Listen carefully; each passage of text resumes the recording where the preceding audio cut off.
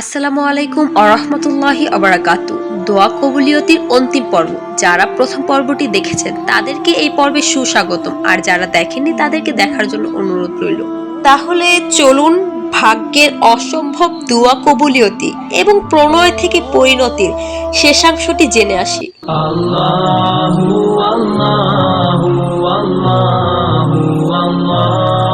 আল্লাহ তাআলার উপর দৃঢ় বিশ্বাস রেখে দোয়ার মাধ্যমে তকদির পর্যন্ত খণ্ডানো সম্ভব, এই ধারণায় বিশ্বাস স্থাপন করে আমি সরলরেখায় চলছিলাম। ব্যাস, আমি আমার ভালোবাসার মানুষটিকেও পেয়ে গেলাম। তবে এখন কঠিনাত্ম ছিল একমাত্র তার পরিবারকে এবং নিজের পরিবারকে রাজি করানো। যেহেতু দুটি পরিবারে আমরা দুটি মানুষই অনুপযুক্ত ছিলাম বিয়ের জন্য, কেননা সে এখন পর্যন্ত কোনো ব্যবসায় যোগদান করতে পারেনি, সে এখন পর্যন্ত প্রতিষ্ঠিত হয়নি। আর আমার ক্ষেত্রে আমার বাবা মা আমাকে অন্য কোথাও বিয়ে দিবেন, এই পাত্রের কাছে কখনোই দিবেন না। সুতরাং তারা কখনোই প্রস্তুত ছিলেন না, তাদেরকে প্রস্তুত করা আমার পক্ষে প্রায় অসম্ভব। আমি যথেষ্ট চেষ্টা করেছি, অনেক কিছু করেছি ইতোমধ্যে, কিন্তু কোনো কিছুতেই তাদেরকে আমি রাজি করাতে পারিনি। সুতরাং পরিস্থিতি পুরোপুরি আমার হাতের নাগালে, বলতে গেলে দুজনেরই হাতের নাগালে পরিস্থিতি কাজ করছে। তবে যে কোনোভাবে আমাকে যে এই পরিস্থিতি আমাদের হাতে নিয়ে আসতে হবে, কেননা এই মানুষটিকে ছাড়া আমি কখনোই বাঁচতে পারবো না। এই মানুষটি হচ্ছে আমার জীবনের সুখের সঙ্গী। এই মানুষটিকে ছাড়া আমি আমার ভবিষ্যৎ কল্পনাও করতে পারি না।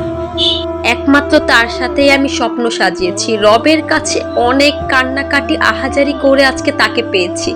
আমি কোনোভাবেই যে তাকে হারাতে প্রস্তুত নই।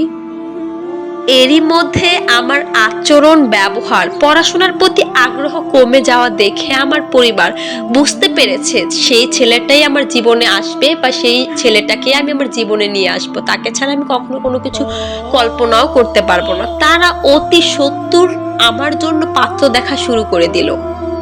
বড় ভাই বিদেশ থেকে এসে সদ্য বিবাহ করে এখন আমার বিবাহের জন্য প্রস্তুতি নিচ্ছেন। পরিবার সবাই ভালো দেখে ভালো কোনো পাত্রের সাথে আমার বিবাহ বন্ধনে আবদ্ধ করিয়ে দিবেন। তারা সকলেই এই পাত্রের জন্য কখনোই প্রস্তুত ছিলেন না এবং আমাকে এভাবে বলে দিয়েছেন তারা কখনোই আমাকে এই ছেলের কাছে দিবে না। বিনিময়ে তারা আমাকে কেটে টুকরো টুকরো করে গাঙ্গে ভাসিয়ে দিবে, তবুও তারা আমাকে এই পাত্রের কাছে দিবেন না। যখন আমাকে দেখতে একের পর এক পাত্র আসছিল, ওই পরিস্থিতিগুলো আমার জন্য বড্ড বিদঘুটে ছিল। আমার অন্তরটা ছিন্ন বিচ্ছিন্ন হয়ে যাচ্ছিল। ভালোবাসার মানুষটিকে পেয়েও হারিয়ে ফেলতে বসেছি, কেননা কিছুতেই পরিবার যে দিবে না ওই পরিবারে বা ওই পাত্রের কাছে। এখন হায় আমি কি করব, কোনো কিছুই করার নেই। তখন স্পষ্ট ভাষায় আমি পরিবারকে বলে দিয়েছি, বিয়ে যদি করতেই হয় আমি সেই পাত্রকেই করব, সেই ছেলেকেই করব, নতুবা মৃত্যুবরণ শ্রেয় আমার কাছে। তবু অন্য কোনো পাত্রের কাছে আমি বিবাহে বসবো না।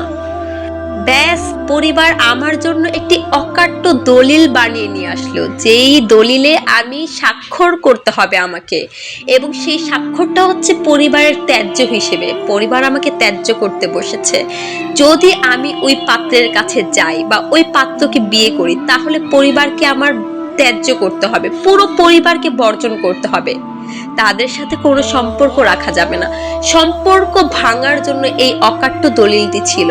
এমন এক পরিস্থিতির উদ্ভব হয়েছে যেটি কোনো মেয়ের জন্য কখনোই কাম্য নয়। হাতে দলিল, সামনে পরিবার, পিছনে ভালোবাসার মানুষের সাথে সম্পৃক্ত এক অতীত, যেই অতীতকে আমি জীবনে কখনোই মুছে ফেলতে পারবো না, যে অতীত কখনোই ভোলার নয়। সুতরাং ভালোবাসার মানুষটিকে হারিয়ে আমি কিছুতেই বাঁচতে পারবো না। এর থেকে মৃত্যু শ্রেয়। যেমন ভাবনা তেমন কাজ। ব্যাস, আমি স্বাক্ষর করে দিলাম কাগজগুলোর মধ্যে। তারপর আর কি, পরিবার বলে উঠল, এক মুহূর্তের জন্য তুমি এখানে দাঁড়াবে না, তোমার চেহারা আমরা দেখতে চাচ্ছি না, বেরিয়ে যাও আমাদের বাড়ি থেকে। ব্যাস, এটাই শোনার বাকি ছিল। তবে কতটা ভয়ানক এবং বিভীষিকাময় ছিল সেই উক্তিগুলো, কিন্তু কিছু করার ছিল না। আমি ছিলাম অসহায়। তবে নিজের উপর বিশ্বাস ছিল যে বাবা মা জন্ম দিয়েছে, 9 মাস পেটে রেখেছে, একদিন না একদিন আমাকে সাদরে গ্রহণ করবেনই। কিন্তু একটিবার যদি ভালোবাসার মানুষটিকে হারিয়ে ফেলি, সারা জীবনের কান্না, এই কষ্ট হয়তোবা সারা জীবনেও আমি ভুলে উঠতে পারবো না। এই কষ্ট থেকে আমি কখনোই উত্তরণ করতে পারবো না। এত কিছু সংঘটিত হয়ে গিয়েছে, এরকম ভয়ানক এক সিদ্ধান্তেও আমি এসে পড়েছি। এর কোনো তথ্যই আমার ভালোবাসার মানুষটির কাছে জানা ছিল না। তবে পাহাড় সমান কষ্ট বুকে চাপা নিয়ে আজকে আমার এই সিদ্ধান্তে আসতে হয়েছে। কেন আমার পরিবার আমার ভালোবাসার বিপরীতে দাঁড়ালো? কেন তারা আমাকে মেনে নিচ্ছেন না? কেন আমার মুখের দিকে তাকিয়ে হলেও তারা এই সিদ্ধান্তে আসতে পারলো না? যেহেতু এইচএসসি পরীক্ষার আর মাত্র 2 মাস বাকি ছিল, তাদের প্রতি তীব্র রাগ এবং ঘৃণা নিয়ে আমি শুধু আমার বই খাতাগুলো হাতে নিয়ে বেরিয়ে গেলাম। অন্তরে বিন্দু মাত্র শান্তি তো পাচ্ছিলামই না, তার মধ্যে অন্তরে বয়ে যাচ্ছিল এমন স্রোত, এমন ঢেউ, যেই ঢেউয়ের বিপরীতে আমি হাঁটছিলাম। কিন্তু কিচ্ছু করার নেই, আমাকে তো একটা না একটা সিদ্ধান্তে আসতেই হতো, হয় পরিবার নতুবা ভালোবাসা। তবে জানি না ভবিষ্যতে আমার সাথে কি হবে, কিন্তু এতটুকু জানা তো ছিলই, আল্লাহ তাআলা নিঃসন্দেহে রাতের পর দিনের আবির্ভাব করেন। আমার জীবনে সুন্দর একটি সকাল আসবে, অপেক্ষায় রইলাম। রবের উপর বিশ্বাস রেখে হাঁটতে লাগলাম। কিছুক্ষণের মধ্যে ভালোবাসার মানুষটির বাড়িতে এসে পড়লাম। এসে শাশুড়িকে বললাম, আম্মু আমি চলে এসেছি। আজকে যদি আপনি আমাকে না রাখেন, তাহলে মৃত্যু ছাড়া আমার কোনো গতি হবে না। আমি আপনার ছেলেকে অনেক বেশি ভালোবাসি, তাকে পাওয়ার জন্য সম্পূর্ণ পরিবার বিসর্জন দিয়ে আমি আপনাদের কাছে চলে এসেছি। তখন আমার হবু শাশুড়ি জানায়, পরিবারের সাথে এরকম মনোমালিন্য স্বাভাবিক, তোমার পরিবারকে বুঝিয়ে চলো তোমাকে রেখে আসি। তখন তাদেরকে আমি বলি, আজ যদি আপনারা আমাকে না রাখেন, তাহলে কখনোই আমি ওই বাড়িতে ফিরে যাব না যেখানে আমার ভালোবাসা গ্রহণযোগ্যতা পায়নি, যেখানে আমার ভালোবাসার কোনো মূল্য নেই। ওই বাড়িতে যদি যেতে হয়, তাহলে মৃত্যু ছাড়া আমার কোনোভাবেই ওখানে ফেরা হবে না।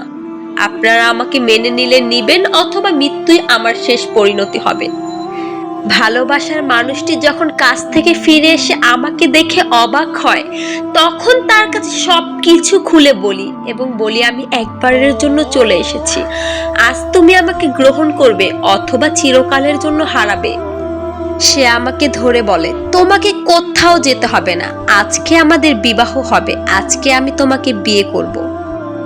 সেদিন রাতেই কাজী ডেকে আমার শাশুড়ি আমাদের বিবাহ বন্ধনে আবদ্ধ করিয়ে দেন। যদিও আমার পরিবারের কাছে তিনি গিয়েছিলেন, কিন্তু পরিবার রাজি হয়নি। নিজের পরিবারের প্রতি কষ্ট এবং আক্ষেপ দুইটাই হচ্ছিল। কেন তারা আমাকে মেনে নিলেন না? কেন তাদের অনুপস্থিতিতে আজকে আমাকে বিয়ে করতে হলো? পারতেন তো আমার ভালোবাসাকে তারা স্বীকার করে নিতে, পারতেন তো আমার ভালোবাসার গ্রহণযোগ্যতা তারা দিতে, কিন্তু কোনোটাই তারা করেননি।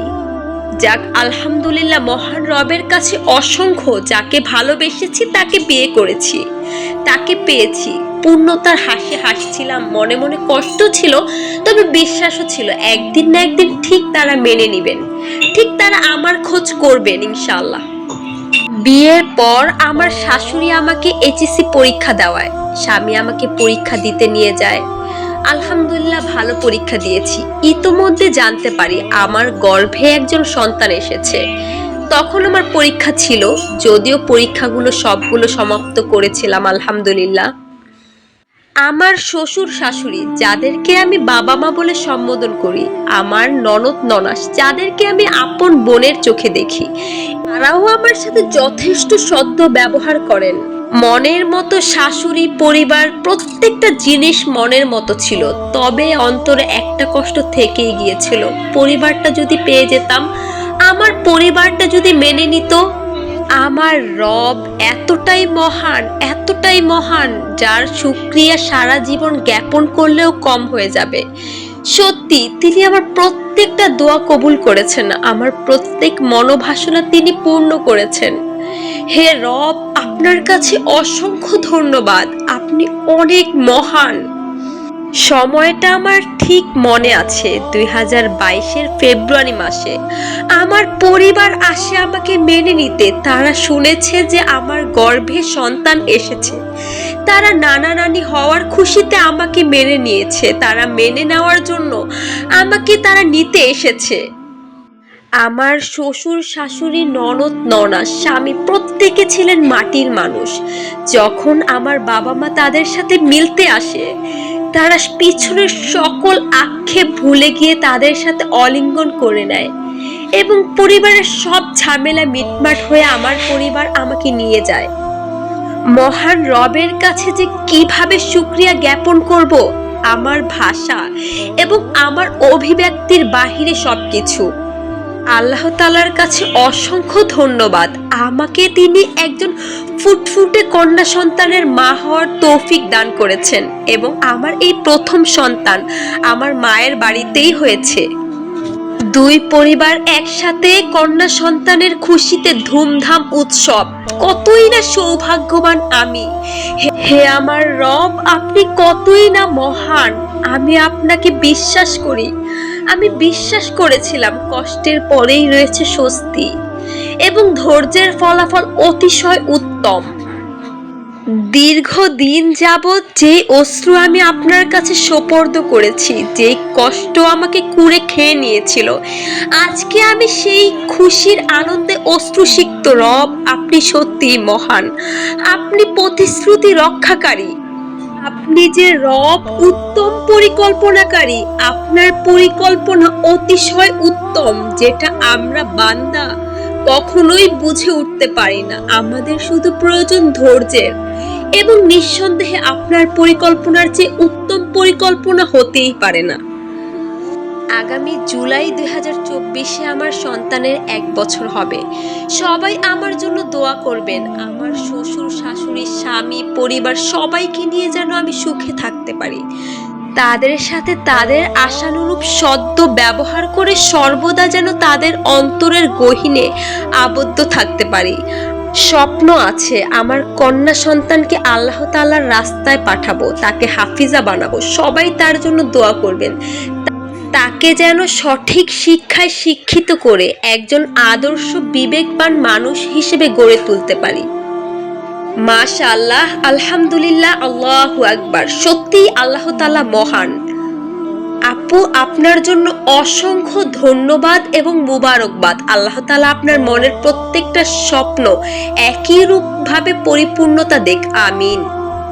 আর যারা গল্পটি শেষ পর্যন্ত শুনেছেন, আল্লাহ তাআলা প্রত্যেককে এই পবিত্র জিলহজ মাসের উপলক্ষে সবার মনের অপূর্ণ দোয়াগুলো পূরণ করে দেখ, যেন সবাই আমাদেরকে তার পূর্ণতার গল্প শোনাতে পারে, আমিন।